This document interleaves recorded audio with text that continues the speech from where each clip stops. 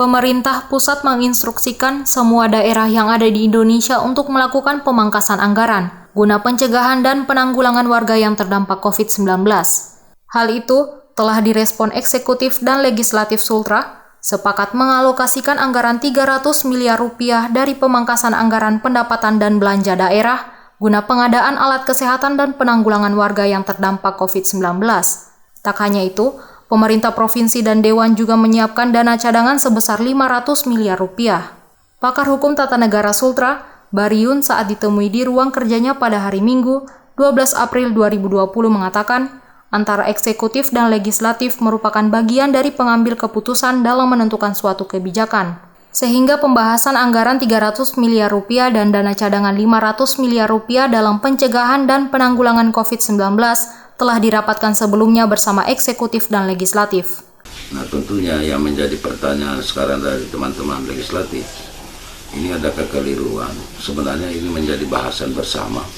Kenapa harus dipertanyakan lagi? Dan pada prinsipnya mereka sudah tahu apa yang harus dilakukan.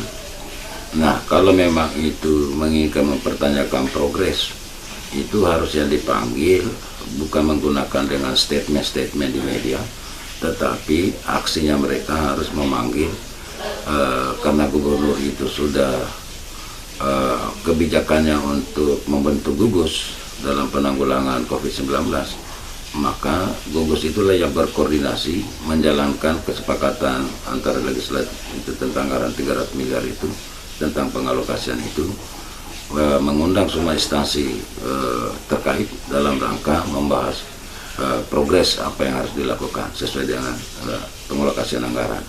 Ia menambahkan, Gubernur Sultra telah membentuk gugus tugas percepatan penanganan COVID-19, sehingga pelaksanaan teknis di lapangan dengan anggaran yang telah disiapkan merupakan tanggung jawab gugus tugas dengan melibatkan instansi terkait seperti Dinas Kesehatan dan Dinas Sosial. Nantinya penggunaan anggaran ini akan dievaluasi oleh DPRD Sultra dengan memanggil gugus tugas dan instansi terkait, dengan melakukan hearing bersama sejauh mana progres penggunaan anggaran yang telah disiapkan.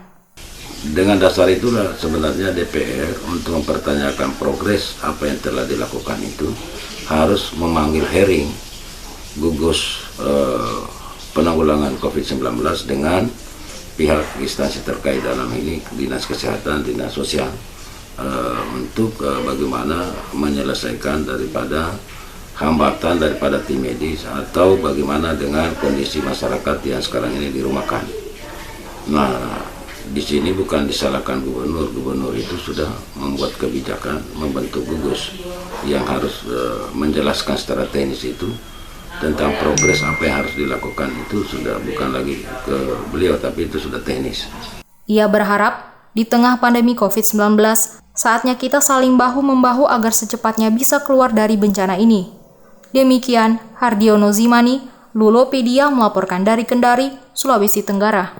Terima kasih sudah menonton video ini. Jangan lupa like dan share biar lebih banyak yang tahu. Klik tombol subscribe sebagai bentuk dukungan Anda terhadap channel kami.